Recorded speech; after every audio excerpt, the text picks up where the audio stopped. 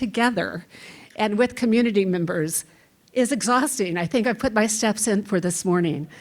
I'd like to welcome you to Pay It Forward. I'm Mindy Lavelle, and I am the founder of the program. And on behalf of Fresno State and the Lyles Center for Innovation and Entrepreneurship, welcome to the second of 3 in the spring series for Pay It Forward. I was going to say, what a great day, the sun came out, which it did, that it should have been easier for you guys to find parking today. But I did not realize that there's always something. And the Kids' Day is right next door to us. The volunteers are coming in to that center, and a lot of the parking out there has been filled since about 5:30 this morning. So I apologize if you had to find your way here and had to walk too far. If you need help getting back to your parking spot, wherever it might be, we do have carts that are available for you, and usually at every event we will have carts that can go back and forth and bring you here if you have to end up parking in one of the further parking lots. I'd like to thank all the community members. We have some new ones with us today. Thank you for coming out. It's great to have you with us. If this is your first time, I hope that you will come back.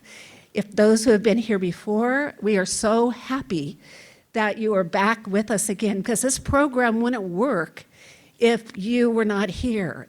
One of the primary purposes of this program is to have you sit among the students so that we can hopefully start engaging in some meaningful conversation, which I think, what better place to do that than at Fresno State, where it's a safe environment and it's not like you're going out on a first interview or starting your first job. Practice here, and that's one of the great benefits for the students. Students, I don't know how you got here. I suspect that one of the teachers that I see, or faculty that I see, there are many of you here today, I think they gently nudged you to come, possibly offering you a bit of extra credit. Yes? Some of you were asked to come by 2 or 3 professors, which is, I'm not sure how exactly that works, but that's okay. I really don't care how you get here. What I care about is that you come back. I hope you find great value in today. I hope that you will share it with your friends, and I hope that you will return back for our next one, which I'll talk about at the end of today's program. We have Patino High School students here, I think. Where are they? Way, here they are. Patino High School is part of Fresno Unified School District, and they focus on an entrepreneurial education. It's a really unique and special school, so if you don't know anything about it before you leave, raise your hands again, guys. Grab one of the faculty or the students, because they can share with you all the things that they're doing at the high school. I'd also like to acknowledge the Johansson Faculty Fellows. Can you raise your hand if you're a faculty fellow? We have several here. Oh, they're splintered out across the whole room. The fellows are faculty that actually participate in an interdisciplinary entrepreneurship program that infuses entrepreneurship into their curriculum in schools as diverse as, well, actually in all the schools, I think all except one right now, and we're working on that other one, trying to infuse entrepreneurial thinking into the curriculum in all different colleges at Fresno State.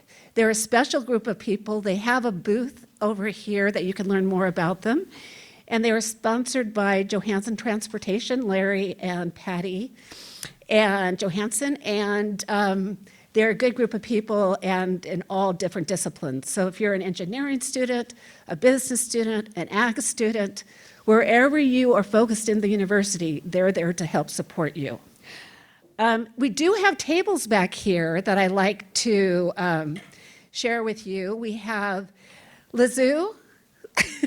That is the Johansson Faculty Fellows table.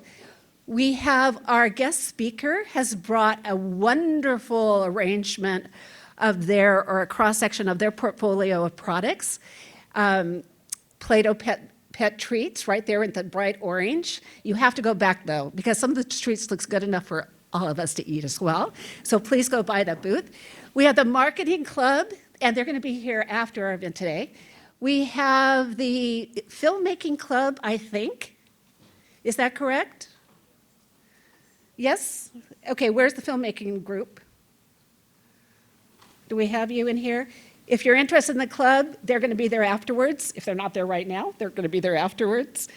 And we have the fashion, is it Fashion Inc., Lizu? Or Fashion Club, Fashion Merchandising Club with us today. These are just different groups on campus that are infusing the entrepreneurial mindset into their curriculum. Please stop by and meet them. And I would even say that's true for our guest speaker, who I will come back to and introduce shortly. I wanted to tell you briefly what this program was all about. Some of you have heard this before, but I want to share it briefly with you because it's really important. As I mentioned, this is an interdisciplinary forum that brings students together from all over the university. It's free. It's an opportunity for students to meet people from outside of their discipline, and it's an opportunity for students to meet people from our community. It is a way to have meaningful conversation and break bread together. What's better than that? Again, one of our primary goals is for you to be doing what you're doing right now. The other is a commitment. The second goal is a commitment to providing a free lunch. Who doesn't like a free lunch? I think community members and students would agree a free lunch is always nice. And we're committed to doing that because, again, we want you to come, and we want you to meet, and we want you to mingle, and we want you to have a chance to really get to know each other.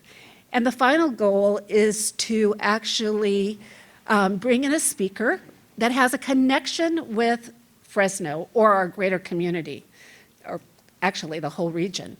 It's somebody who either went to school at Fresno State, somebody who was born in Fresno and moved, but wants to come back and pay it forward at Fresno State. It can be a company that's doing business here. It just has to have some type of connection to our community at large. Hi, Scott. And so we've had all array of speakers, but they come back to share their personal and professional journeys. And today's speaker is no exception. I think you're going to be excited. Not only is he a Fresno State alum, but he is driving a really amazing company here in our community that you'll learn more about shortly. So what I'd like you to do right now is to get that volume back up, talk to each other. I'll be back in a few minutes to introduce our speaker, but let's start mingling and networking and getting to know each other at each of your tables, and I'll be back shortly. You know, in today's rapidly evolving world, innovation has become the lifeblood of any successful business. And developing an entrepreneurial mindset that prioritizes innovation is critical for sustained long-term growth year after year and decade after decade. Embracing an entrepreneurial mindset empowers individuals and organizations to identify opportunities, take calculated risks, adapt to changes in changing times, learn from failures, and ultimately create innovative solutions that are the basis of a strong foundation for long-term profitable growth.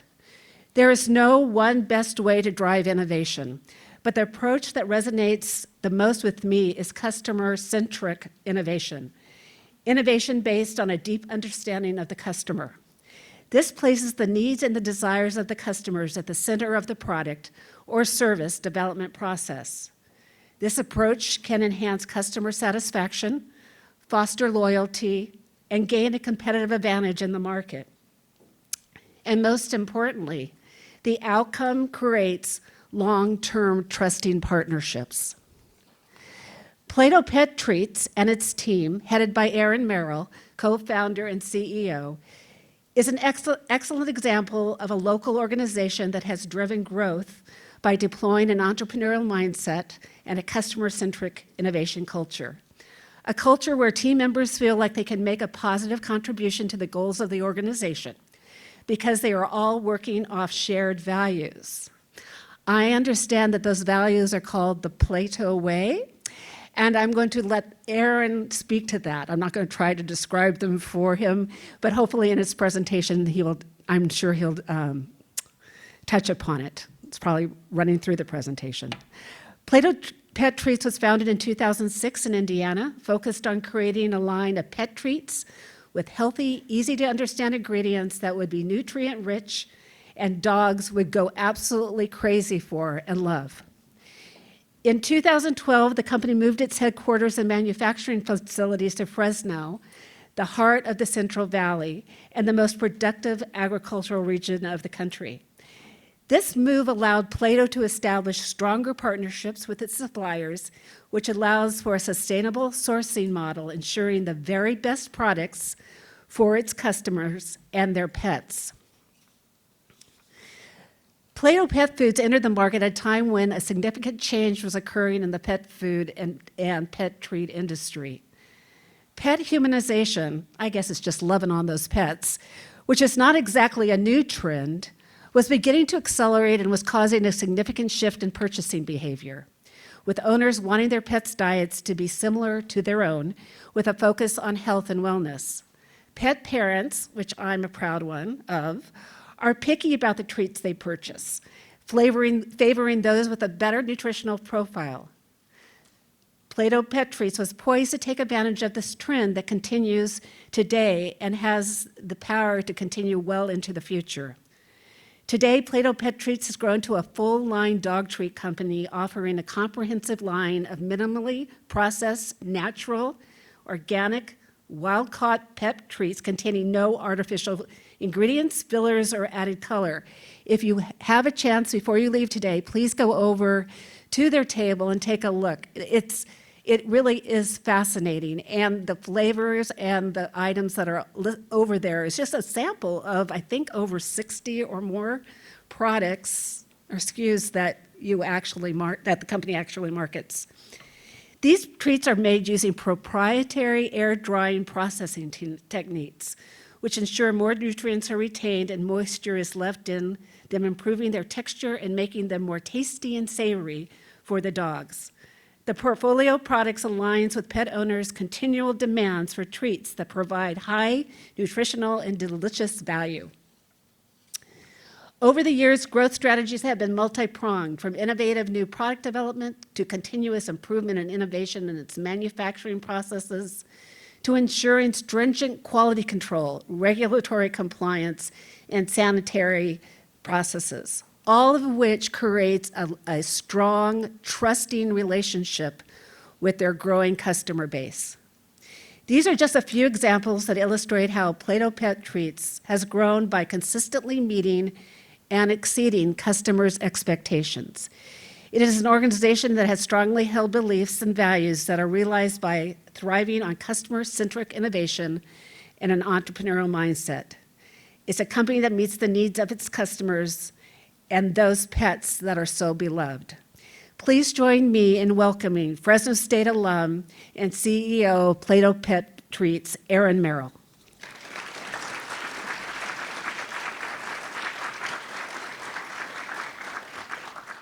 That was fantastic. I'd like to hire you to do some copywriting for us, Mindy. I don't even need to give a presentation anymore. I think she did such a good job. Yeah, thank you for coming out today. I'm really excited to be here. After 20 years since I finished my MBA here at Fresno State, it's really humbling, and it's an honor to be able to come back to talk to you about how much Fresno and Fresno State has contributed to what we've been building at Play-Doh. So I'm excited to walk you through a little bit about our story and tell you a few of the lessons and things that I've learned along the way. And as she mentioned, we're going to have some treats for everybody. We have some samples, and we're going to be selling some product as well. If you have a dog or family or friends that have dogs, please make sure and stop on by. So I titled this Harvesting Opportunities, because that's really what we've been doing here. We have a facility, as she mentioned, down in the southern part of town, here in Fresno. And I'm going to show you this little video here. Hopefully I can make it work. Oh, you got it? Okay. we'll show a quick little intro. We'll give you a little bit of an overview of our brand, and then I'll get into the story. Research studies have shown that the lifespan of pets has increased up to 40% in the last couple decades as a result of the higher quality nutrition. That's a big difference. And that matters to us because we care about our pets. They're a part of our family. I'm Aaron Merrell, CEO of Play-Doh Pet Treats. And we're here in our Fresno production facility. One of the many benefits of being located in the San Joaquin Valley is that we have access to some of the best ingredients around the world right here in the valley. Because we make them ourselves, we have oversight, we know what goes into our products. We've been able to find a sweet spot, and we've created our own secret sauce that supply the best quality at the best value. We go deeper into how our suppliers operate their businesses to make sure that they treat their employees right, that they're sourcing our ingredients in a sustainable way. Our facility is SQF certified. We're USDA organic certified. We source MSC and Icelandic Sustainable Fisheries ingredients. And we're not just doing this just to have a certificate. We're doing it because it matters and because this is who we are and what we care about. This cycle of virtue, the way it's defined is it's essentially a feedback loop where a positive outcome reinforces a positive cause, which reinforces that positive outcome again.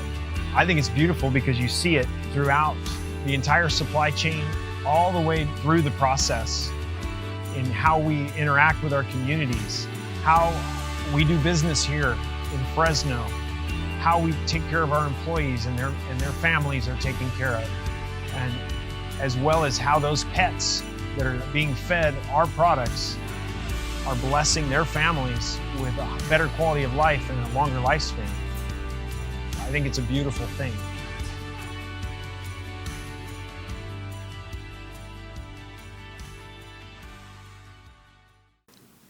Our main brand is Play-Doh Pet Treats. We also have another brand called Furry Republic, which is being sold in Costco, on Target.com, and a few other places. And then we have another business which is called Citizens Pet Products, where we sell ingredients to other pet food companies, and we do private label manufacturing. So we've been able to build a kind of diversified business over the years, and it's helped us to be stronger and have a better position in the market with supply. Our products are available in close to 10,000 stores across North America. We do export as well. So we're on Amazon and Chewy and all the rest, as well as your local pet stores here in town especially. My background, I actually, I grew up in Fresno, went to Lawless Elementary for a few years there. My parents were both Bullard, they both went to Bullard High School, so really came from the Valley. My wife is from Porterville, and they all grew up in the Valley. And so, you know, that's really my background. I never had any other option in mind when I was younger for where I wanted to go to school. I always wanted to be a Bulldog. Grew up watching the Freedom Bowl, you know, watching the Bulldogs, and it was always an aspiration of mine to come to school here, and that ended up working out really well. And once I got my start, I didn't really know what I wanted to do, but I always figured that there was a business component to anything that I might want to do, and so business seemed like a really good option. I had always envisioned and fantasized about creating a business even when I was a little kid, and so to me, once I started going down that business path, it really started to resonate with me, and I actually had some awesome professors when I was in the undergrad program here that were really impactful on me and inspired me to want to pursue an MBA. And there was a professor named Dewey Johnson who was really helpful to me and encouraged me and helped me actually put my application together to get into the MBA program. And then I remember distinctly Dr. Tim Stearns coming around to one of our management classes talking about the entrepreneurship program that they were building. And that just really was exciting to think about. So I was in the information systems option as an undergrad, but I decided that the entrepreneurship was something that was actually really exciting. And so that was my decision before I even applied to the MBA program, is I have to be a part of that program. And I'm really grateful that I was able to get in. Along the way, I was working. I was really, really lucky. My father took an opportunity with a company here in Fresno. He was an industrial and commercial refrigeration engineer, and he went to work for a company that was processing ingredients for pet food, to supply meat ingredients to the big pet food companies. And he came from a pretty blue-collar, hardworking background, so he gave me a job when I turned 16 so that I could pay for my own gas. And he threw me in the plant at the bottom level. So I was a sanitation guy. And so I was 16, I'm working in a meat plant. I had only had a couple classes of Spanish, so I got thrown in the deep end of the pool and had to work in the plant doing everything from, washing bins and stacking cardboard, and I just happened to like it. It was a lot of fun. I was working in the plant. There was a lot of excitement, a lot of energy. I got to drive a forklift, got to run a grinder, got to do all the things that we were doing. And that is how I paid my way through high school. And then I got my truck driver's license and got to go out and go drive a truck. And it was really, really fun. So when I started Fresno State, that was how I paid my way. I paid my way through Fresno State working at that company. I was working somewhere between 30 and 40 hours a week and taking on a full load schedule. So it was really neat because I was learning things and then I was able to start applying them. So over the course of time in that business, I worked my way through a number of different positions inside the company, working in the lab, running analytical testing on the meat blends that we would supply to the big, Pedigrees and all the big pet food companies, and started working on scheduling and ordering and dealing with all of our suppliers, your Foster Farms, your Zaki Farms back in the day, all of these, these meat processors that we would collect this meat from, and we would process it and combine it to hit a specification that our customers would use to add the nutrition and add the palatability or the flavor into the dog food that they were making. So I got basically a master's course on that business over the course of time, and that was going on in parallel to my path at Fresno State.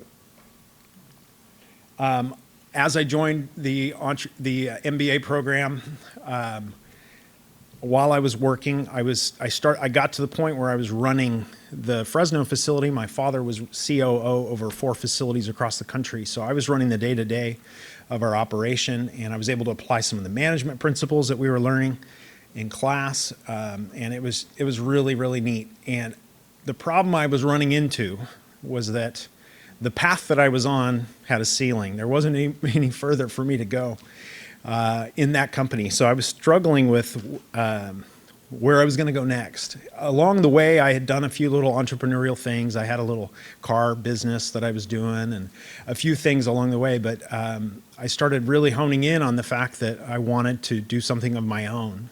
When we were in the entrepreneurship program, we did a case study on the company Patagonia. And I learned about the founder, Yvon Chouinard, how he had a passion for mountaineering, for being outside. And it was something that he decided he wanted to build a business around and design that business to enable him to live in his passion 6 months a year and work 6 months a year. And the idea of being able to create this business around the life that he wanted to have was just so inspirational to me. And so that really got my juices flowing about wanting to be able to do something similar myself someday. And so as I was going through the MBA program, I had an opportunity that actually presented itself. I was working with the owners of this company. So my father was a partner, and there were these two brothers that owned the company. They'd taken it over from their father. And while I had been working for them in parallel, they had been the pioneers of the pig ear as a dog treat. They were the first people to do that. They cornered the market on it. That business just in the early and mid 90s, that business exploded. It was considered a waste product up till that point, but they figured out how to process it and turn it into a high value product. And they ended up selling that business while I was working for them to a big company, and they had a non-compete agreement for 5 years. And that non-compete agreement was expiring basically right the summer before I was starting my final semester here in the MBA program.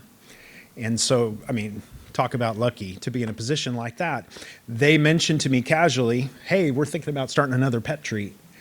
And at that point, that was exactly the kind of the opportunity that I'd been looking for. I had been, along the way, I had been seeing some of the things that our customers had asked us to do in the pursuit of cost cutting. Some of the products that they had been asking us to make, we would see these incremental steps where they would ask us to make the product cheaper, and they would ask us to find material that we could add to it that would make it cheaper. And this was incrementally, these were very small steps, but I saw over time, I'd been working there almost a decade by that point. I saw that the gap from where we started to where we ended up was pretty great. And I had this, I lived, at this point, we were living up in Corscold, and we had horses, and we had a border collie, and she was amazing. Her name was Maggie. She was the highest energy, smartest dog you've ever seen. I mean, we always would joke that if she had thumbs, she could drive a car. She was so smart. She went from this high energy dog that, we'd go on a 10-mile horseback ride and she'd run 20 miles because she'd be going back and forth so much, to when she was about 11, she started slowing down. She didn't want to get off of her bed. And we started thinking, oh no, she doesn't have a lot longer with us. So we ended up going out and finding a real high-end premium pet food to spoil her, because we were thinking we didn't have a lot of time left. And within about 3 weeks, she was back to her normal self. And in my mind, I kind of felt, I had a light bulb kind of, facepalm kind of moment, realizing that we had been feeding her this food that I had seen incrementally be degraded, and that's what we'd been feeding her whole life. And it was kind of a slap in the face to think about, what if we'd have been feeding her this higher quality food this whole time? What if we'd have been feeding her, what would her quality of life have been? How much longer could she have lived? And she ended up living another 4 more years, which was amazing for a dog like that to live so long. But that was in the back of my mind. And my experience in the supply side, seeing all these really high quality ingredients that we had access to, when I had this opportunity to throw my ideas at the ownership, those were the things that were in the back of my mind. They were on my heart about what we could do. One of the partners in the pig ear business was that little boy sitting on the counter there. His name is Kent. He grew up in the family feed store down in Anaheim since 1946. And he had this feed store, and he had a distribution company that distributed premium pet food all over Southern California. And so he was the guy that brought the pig ear idea to the people that I worked for that were in the meat business. And so I had an opportunity. When they threw out the idea that they'd like to get back into a pet treat company, I went to Tim Stearns and another advisor that we had, David Nelson, and I asked them to help me put together a business plan. And so as a part of my last semester, I was able to put together a business plan for what became Plato Pet Treats. And this is some of the things that I did when this is one of my first emails about the business plan. We don't need to read it, but kind of put my hat in the ring, and I had a Shark Tank moment where I went down to meet with these investors, and I pitched them on what type of product we would make. Something that was meat first. That's our strength. Going through the MBA program, there was a heavy emphasis on the book Good to Great by Jim Collins. And I don't know if any of you have read it, but you definitely should if you haven't. Talking about focusing on what you can be the best at and being singularly focused on that, what he calls your hedgehog principle. And that was really resonating in my mind about what we could do. And at this point, having been in this meat business for over a decade, having seen that these pet food companies, without the meat that we supplied, the food wasn't nutritious. The food wasn't even tasty to the dog. I knew that that was the thing that we really needed to focus on. And so I put together a business plan around the idea that we would take and leverage our meat products. We would process them in such a way that we didn't cook out all the nutrition and all the flavor. And we would make a simple, clean ingredient deck. And we would offer it at a premium product at a strong value. And I had the benefit of being able to leverage the one investor's retail store and his distribution company as number one, as a test bed, and number two, as a springboard for us as a company to start. So they invested in my idea, and I was able to launch the company, Play-Doh Pet Treats. In the very beginning, this is literally, before we started, but this is literally the very first trade show that I ever did. I'm actually borrowing the corner of the booth from the distributor, and I didn't have a booth, so I literally took the boxes that I shipped the product in and put a tablecloth over it, and there's my booth. So that's how we got our start, and it worked. It got us going. It wasn't a lot, but I had a couple bags of really high quality meat products, and at that time, especially, this is late 2005, 2006, it was pretty novel. It was pretty creative. Up until that point, a lot of pet treats were, I would say they weren't at the same level of humanization yet in the industry. And at that point, there was a slightly different culture in most of the country, which is that the dog is just something that's outside in the backyard, not a part of your family. But that we started to see that humanization trend happening here. We started the business, she mentioned, in Indiana, which is probably confusing, but we put the business, the original facility, in the old pig ear plant in Indiana. I lived here in Fresno. I kept my office here in Fresno, and I traveled and split my time between Fresno and Logansport, Indiana. And if that sounds horrible, it's because it was. I'm teasing. It was very difficult to run a company remotely right from the start and have a processing facility. It was also very difficult to start in a place that we didn't have access to the ingredients that I knew we had here. I didn't have the connections.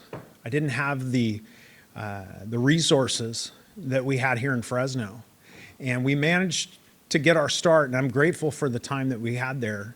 And it made a lot of sense because we had this vacant building from an old pig ear operation. But it was definitely a challenge. I was splitting my energy and my time between Fresno and Indiana for 6 years.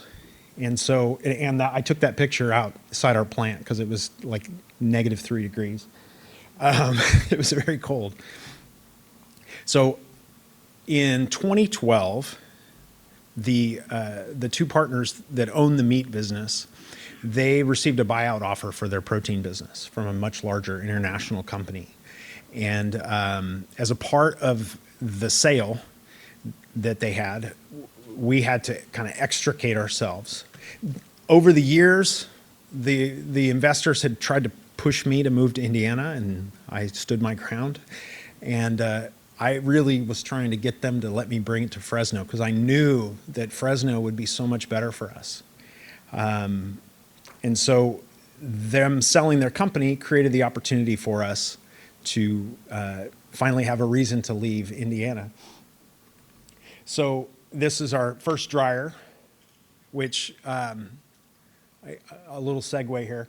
I found the concept of air drying as a result of trying to find a way to process our products as minimally as possible so we wouldn't cook out all the good stuff and the ingredients that we went to such great lengths to secure. I actually stole my mom's fruit dehydrator from the pantry, and I took it to the plant and started playing around with it. And that's how we got our start. This is just basically the same concept as my mom's fruit dehydrator, just a lot larger with a lot more airflow. So I was very, very excited, very happy to be able to bring the company back to, or bring it to Fresno for the first time. This is just a photo of us moving in one of our dryers into the building. That was a fantastic, one of my, when I reflect back, moving the company to Fresno was one of the craziest, most exciting times of my life. I literally had a business that was running in Indiana that I had to shut down, put on a truck, move to Fresno, set up, and hire all new people. And it was kind of a little bit like a heart transplant, right? Because you got to keep the thing going. But, you know, if you don't, you're going to die. And so I had no choice. It was really, really exciting. And as a point here, I could not have been able to have done that or survived that if it wasn't for the help that I received here in Fresno. I went to some of the people here in town and asked for help in getting some things done and helping us get some permits approved and some other things. And the amount of support that I received from this city, from Henry Perea to PG&E, it was just astonishing. And we would have died if it wasn't for the help that we received. I shut down the plant in Indiana on July 15th. I received my equipment on August 8th, and we were making product on August 28th of 2012. I was sleeping in the server closet. I sent my wife off to go be with my parents over on the coast, and I just basically slept at the plant, and it was nuts. So that was a really fun experience. We got a little bit of PR around it, which was really great because it was amazing to see how Fresno came and really surrounded us and wanted to find ways that they could help us. And that was our ribbon cutting. So over these years, since 2012, which is insane, 12 years ago, what we've done, we've moving to Fresno was one of the best things that we ever could have done. Our growth accelerated tremendously. I was able to take advantage of opportunities that I never even dreamed of. I was able to build a team. So here's some of our products. I've been able to travel the world as a result of finding new suppliers. We've built a facility that I'm really proud of. As she mentioned, we've got certifications in food safety and a number of different things. And it enables us to make product that is safe enough that I can sleep every night, knowing that these dogs are going to be safe. We built an amazing team. We've had such a, and several of them are here today. We've been able to build a team like we never could have had in Indiana because the Fresno market is fantastic and people really wanted to come out and support us. Obviously, we do like to hire Fresno State grads. That's Blanca. She's our product development manager. She was an intern with us. She was actually in the food science program, and then we hired her on, and she's now managing our R&D program. So we've been able to grow the business. We've gotten some notoriety, and it's just been a great thing. One of the things that I learned along the way was I started a little bit backwards, and this is kind of one of my lessons that I've learned. I started with a product. I had an idea about what we were going to pursue, and it worked out okay. But one of the things that, reflecting back, that I wish I would have done a little bit differently is based on a book that I read called Start With Why by Simon Sinek. I don't know if you've ever heard of it, but it's fantastic. I really, over the years, we struggled with trying to define who we were and what we were doing. And that book talks about really diving into your values and diving into some of the judgment calls that you've made over time to really evaluate and understand what matters to you. And I mentioned it in the video, but I'll mention it again. I'm really thankful that I was able to talk with our team, talk with our investors, and really circle around the idea that our product is a part of a cycle. When we have a product that people will part with their hard-earned money for, that they don't even taste themselves, and they feed it to their dog, that's not a necessity. They're doing that for a reason. They're doing that because they want to bless their pet. They want to reward them. They want to train them, or they just want to just show them love. And when our products do that, and our products deliver by making that pet respond and happy, and on top of that, the products are nutritious, and you feel good about what you're giving, we're creating this positive feedback loop, and that pet can reflect that love and that blessing right back to you. And the more that we can enable that and elevate that cycle, the better we can contribute to making the world a bit better place. And so in hindsight, I really realized this is what we had been believing all along, but when we were able to crystallize it, it helped us to decide what to do and what not to do going forward. So this is really just a summation of it. At the end of the day, everything that I make ends up on somebody's lawn, right? So how can I actually make the world a better place through that? It's really realizing that making the world a better place through blessing people's lives, blessing families, that in turn blesses society. And that's really, this is summed up in this slide, right? People helping pets and pets helping people. And that's what we have created our business to be able to do. So one of the other lessons that I really learned over these years, it's 12 years here in Fresno, is that the Valley has so much opportunity. Not only have we benefited from it, but I've just continued to find new ways that same cycle that I mentioned is evident right here with our vendors, with our employees, and with our customers here in the Valley. We have the benefit of being located in the #1 agricultural county in the entire country. The #2 county is down in Tulare, and I think if you looked at the whole entire valley agriculturally, we're the top agricultural center in the whole entire country. It's amazing to be able to be right in the heart of that. There's amazing businesses and industries here. There's a lot of sleeping, quiet giants here in the valley that when I've been able to partner with some of these companies, they've been able to, we help each other. And I got to tell you, Fresno really likes to support its own. I've seen that time and time again. There's a culture here. This is something that I've learned over the years as well. There's a culture in Fresno that really works harder. We've worked with, I'm not going to say where, but we've worked with different people from different parts of the country, and there's a stark contrast. When your identity is in where you're from, you can take things for granted, and you can think you're better than you are. I don't think Fresno has that problem. I think Fresno actually has the reverse problem.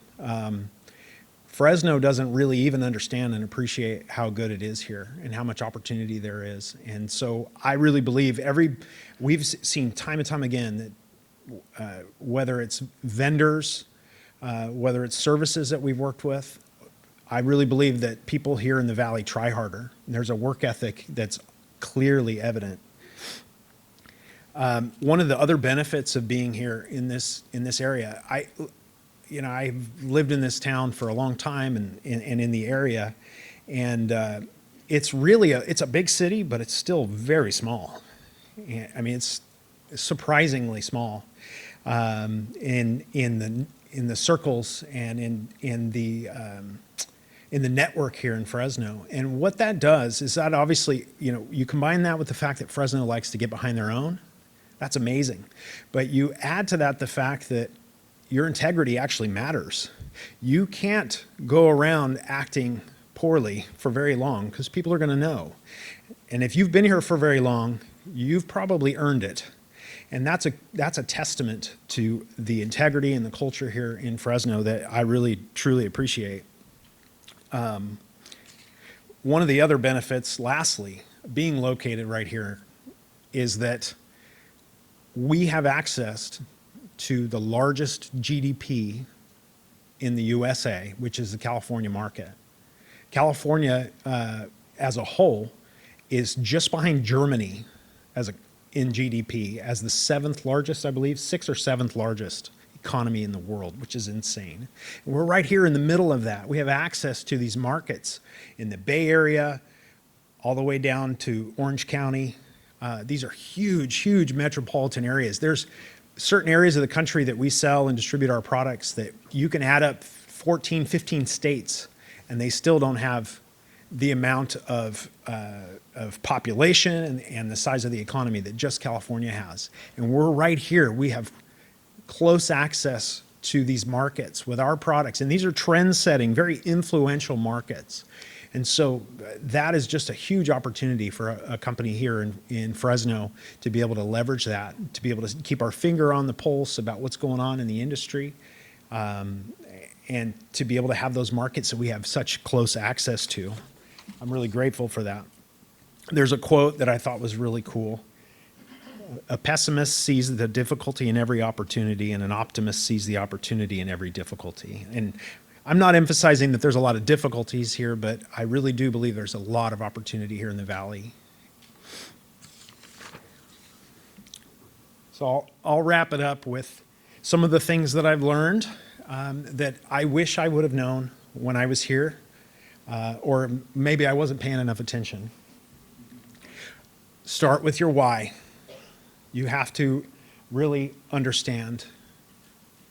I think that's the one thing that I regret the most, is that I hadn't put enough energy and thought into that.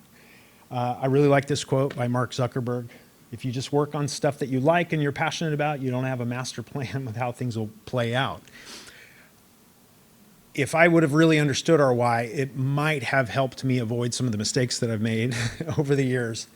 And you don't have a crystal ball. You can't see the future. You don't need to. You need to have something that is your compass for true north, and that will keep you moving forward. Another lesson that I've learned, it's about people. This is a concept from the book Good to Great. He talks about the bus and making sure that you have the right people on the bus. And really, my company is just a building and a bunch of equipment without the people that put things into work, that bring their creativity, that bring their energy and their ownership of what they're trying to do. People are what moves a business forward. And so focusing on that was very important. I've learned a lot of lessons in that space. The secret to successful hiring is look for people who want to change the world. And when you start with that why, and you talk about that, and you tell people why you're doing what you're doing and what you care about, what you're passionate about, it's going to attract the people that are a part of your tribe that resonates with. Focusing on what you're best at is very important, what you can be uniquely best at. If you do all these things, but you don't really have a compelling advantage, that's going to be an uphill battle. But really trying to hone in on what that is and why that matters, I think, is really important.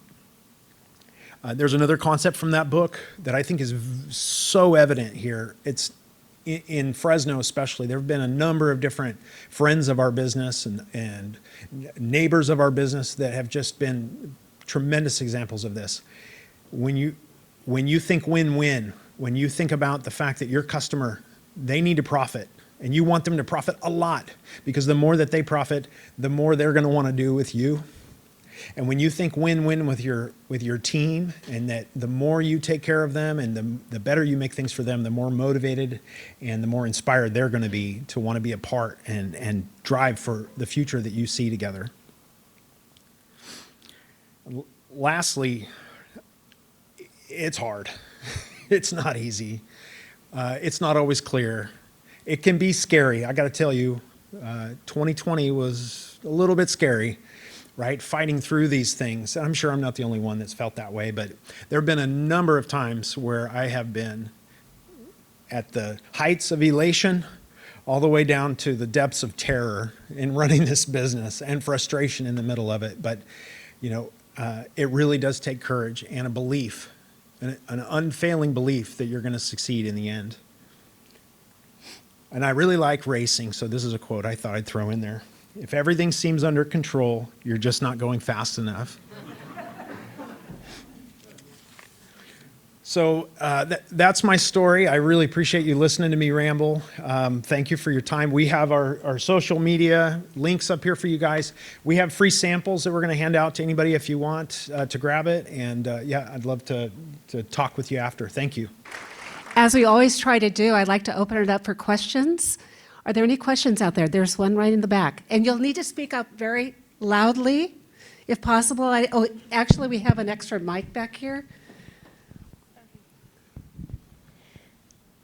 Hi, well, my name is Bretta Diaz, and I'm taking actually an entrepreneurship class, 151, with Dr. Tanoyan. So shout out to her for making me encouraging and making me ask a question. My question to you is, how do you differentiate your company right now, now that there's more companies that sell healthier products as like pedigree or like the farmer dog? I got to tell you, I come from a background of grinding chickens, so I'm not exactly a marketer, but my point about talking about that why is really something that's been helping us to hone in on our message and telling our authentic story and talking about our products from a point of nutrition and quality. It seems to be the thing that's starting to work for us to differentiate our products. We have one of the things that we're going to be expanding on here in the near future is really emphasizing and talking about and educating about our air drying process, which I don't need to get into right now, but that's going to be a big point of differentiation for us in the future. But a lot of the brands that we stack up against in the market are not made by the company that's marketing it. They're private label manufactured, which is great. We do that as well. But we actually have control, and when we tell our story and we show what we do and the care that we're putting into it, it really seems to resonate with people. And then at the end of the day, the dog has to go nuts for it, and I'm very grateful to be able to say that they do. Yes, back there in the back. Hi, my name is Caitlin. I'm in Mrs. Tanoyan's 151 class as well. Mine's more of a personal question, like regarding like dog allergies. Like mine has like really bad skin allergies. What would you recommend out of all the products for that? Like, We have grain-free products, and then if there's a specific protein that like chicken sometimes is an issue because of what the chickens are fed. We have a bunch of different proteins that are suitable for that, like everything from lamb, venison, salmon, things like that. okay, thank you. Oh, my question to you is, I come from 2 classes here today, so I'm here for 2 of my classes. You mentioned that people make your company. What are the top 3 things that you look for in every person you hire in your company? I look for passion. Maybe not passion about every area of what we're doing, but some sort of a connection to what we're doing. I like to tell them my story and tell them that why and see how that resonates with them. If it doesn't really resonate with them, then they may not be a good fit with our culture. So that's something that's very important. Let me see, 3 things. Obviously, they need to have aptitude and skill in the area of emphasis for them. But we also look for people that have high integrity. And that's a nuanced thing to find, but we try to identify that with people, and then we try to select for it. It's hard to identify that up front, but you can start to see it by how people behave after you bring them on board. And I think it's very important to take your time to hire people and then be a little bit more swift when you start to figure out that if somebody isn't a part of, especially if they're not living up on integrity. Hello, my name is Joseph. Hello, my name is Joseph. I go to Patino School of Entrepreneurship. I'm here with my business team. So one question I would like to ask is, did you have to take any pivots during your duration of starting your business and everything?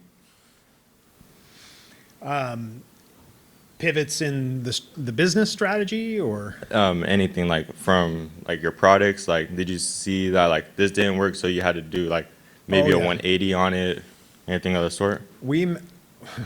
One of the best lessons you can learn is when your pain is self-inflicted. I had a very humbling experience a few years ago with some decisions that I made that were good decisions, but they just weren't completely worked out and thought out. We did a complete SKU rationalization and an overhaul of our entire packaging. We talked to our customers, our distributors, many months in advance. We planned the whole thing out. We executed the plan perfectly, but we neglected to think through the entire chain. And so some of our customers didn't understand the change, and we hadn't communicated it to them well enough, and we didn't have a strong enough plan to do that. And so they were trying to order our products to keep their shelves full, and our distributors didn't have those products anymore because we had new stuff, but they didn't communicate it. So it was a wake-up call to me about how much more emphasis we needed to take and more ownership we needed to take in the marketing and messaging and communication with our retailers. And it was very, very difficult. And I just bought a new house. So it was scary. Thank you.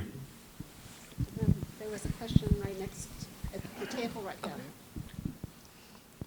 Hi, my name is Lois. I know you said that there were some things that you wish you would have done differently, but do you think that those things made the overall experience more rewarding? Yes, I've heard it said, I'm going to paraphrase it, something like, you run into problems until you learn from them. Like that's your limit. And so if I hadn't learned from those things, I wouldn't know what I know today. I can't go back. I would say that we are in a better position today than because of that, and we were humbled by some of the lessons that we've had to learn. And I say we, I mean I'm humbled by it. I would say the biggest, most painful things that I've had to learn have had more to do with people. And that's the hardest part because your emotions and your heart gets really involved. And those can be very challenging things to work through. And I've had to learn a lot about how to deal with people. And that's, I would say still to this day, that's, something that you have to be very intentional about, thinking about working on, and, emphasizing communication. It feels very tedious to over communicate things, and you get tired of hearing yourself say things over and over and over, but that's what it takes. You have to communicate. And I think that's the key, that's the root of so many problems, is just either lack of communication or communication that you think happened that really didn't. Hi, my name is Noelle. My question is, do you have like a rubric or a process of elimination to finding your why? How do you differentiate what your passions are versus like what your personal like mission is to find your why and that sort of stuff? They're interconnected. We are holistic people. I'm not just one person at work and one person somewhere else. The values that I hold, what I think is important, is affecting every decision that I make throughout the day. And so I'm not going to do any justice to the book, Start With Why, but that's what really helped me and inspired me. I was struggling, to be honest, with the question of why does this matter? How does this make the world a better place? And it took me, it was a struggle, and it took me some time to really think back. But one of the things that he talks about is that you really need to look back at those judgment calls and those value decisions that you make along the way, and you can look at the thread that connects those decisions, and that will start to point you in the right direction. And that's what worked for me. I'm not an expert on that subject, but that's what worked for me. First of all, great talk. Second of all, I wanted to tell you how much I appreciated you bringing up Starts With Why and Good to Great. Those are two of my favorite books. And knowing that, I think the statistic is that 70% of all graduates never read another book again in their adult life, which totally blows my mind. So kudos to you for bringing up those books. But I wanted to ask, would you say that's the number one book, or are those one of the number one books you would recommend, or is there another book that really was pivotal towards your Oh success? gosh, there's so many. Honestly, Yeah. I annoy my team constantly by like throwing books at them, but I really like to read. Good to Great. I've come back to it and read it several times. It was the framework that I used to create the business plan for this company, and when I've gone back to it, it's really awesome and refreshing to see that I feel like we've done our best to try to aspire to that. And I would say that's probably the place that I would start. 7 Habits of Highly Effective People was really, really Great helpful call. for me. Getting Things Done by David Allen was really good. Entree Leadership by Dave Ramsey is one of the most jam-packed, like brass tacks, tactical business books I've ever read. But I mean, there's so many of them. Cool. Thank you. Thank you so much for coming here for your inspirational speech. Could you say something about the scalability of your business model? Because the trend towards sustainability and good organic food for pets has been increasing. And so the question is, like, we teach our students that's one of the ingredients of success for you as a future entrepreneur is the ability to be able to scale your business. Now, given the fact that we're adjacent to many other states, even though we've got one of the biggest states in the United States, if not the biggest, could you say something about that? And the second question goes back to the very first question that was asked by one of my students. So if you were to compare the food that you're selling for dogs against comparable food being produced by Nestle or other major companies, right? What would you say? Where is the highest value that you're creating in your value innovation chain? And the last thing is, we learned that it's a good thing to start out in a niche, right? That's what we learn in strategic management classes, but it's always better to branch out to conquer other niches. Now, you've started with producing dog food. Have you ever thought about producing cat food? I am a cat person, even though I used to be a dog person. So, like, I'm just curious about that as well. Thank you so much. I'll go backwards. Yeah, please, please. We are actually in the process of, we're going to be launching cat treats here very soon, and we're planning to launch a cat food in the third quarter. Dee Myers has been helping us a lot. She's a cat person, and she's been putting all kinds of pressure on me to get these things out to market. So we're working on it. How we differentiate ourselves against some of those products, we are using a lot fewer of the ingredients that make it easier for some of those big guys to produce a really uniform product at the scale and at the price point and the margins that they're trying to hit. So I'd have to get into more of a nitty-gritty comparison with some of those other products, but there's a lot of really great products on the market too. So I'm not going to throw any shade at anybody else. And as far as scalability, we have the ability to scale is determined by how number one, how we utilize the raw materials that we have access to, which we're in a really great position out here on the West in that most of the pet food companies are back in the Midwest, and they're all kind of fishing in the same pond for raw material. And we're actually, one of the things that was somewhat of a disadvantage was that we were isolated from some of those suppliers, but it means that we don't have as much competition for raw material as some of the other pet food companies. So number one, if you're just looking at what I'm making today, I'm limited by the supply chain that I have access to, but there's also other ingredients and other ways to find opportunity in the ingredients that might be out there. One of the things, the pet food industry was created as a way to take advantage of or find a use for and elevate the value of ingredients that were byproducts of the human food. Pet food actually subsidizes the cost of human food because without pet food as an outlet for that raw material, they would have to charge more for the pet or for the human food. And so we're constantly working with suppliers to find new ways to use things that they have don't have a home for. We're looking at new ingredients constantly to try to find ways to elevate the value in those products. And so they're really, it's not a finite thing to say how much is available. We have to go out and create and find that opportunity. And I would say it's infinite to be able to find opportunities for us. And ultimately, that's the limit on our ability, is our imagination and our idea to be our innovation to be able to find new ways to create value. And I think we all need to thank Aaron for his authentic, inspiring, and passion-filled presentation on both his journey getting to where he is today, both personally as well as professionally. I think what stood out the most to me, there were many things, that really all of the students in this room, I know many of you are engineering students. Many of you learn about continuous improvement and innovation, how important it is to continually look at how you can improve your processes. This company does a lot of that, and we didn't talk a lot about that in the presentation, but the equipment that they're making and the processes that they're improving is phenomenal. So engineers, there's a place for you in companies that you may not have ever known existed. Same thing true with the food industry and the ag students that are here today. Look at the types of technology and products that are being offered. There's opportunity throughout an organization like this for all of you. So many of you don't understand what is behind the doors of some of the best companies here in the Valley.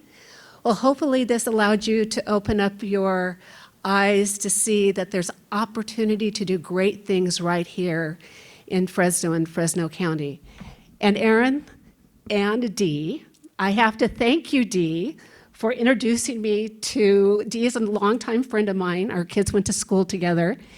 And Play-Doh Pet Treats was a little bit under my radar. And I didn't even know they existed until I started having weekly breakfasts with Dee, and she was telling me about a wonderful company that she was working with and the fabulous things that they were doing in our own community. And it's just been a treat for us to have you here with us today. So on behalf of Fresno State, the Lyle Center, and me, thank you for being here. It's really been a pleasure.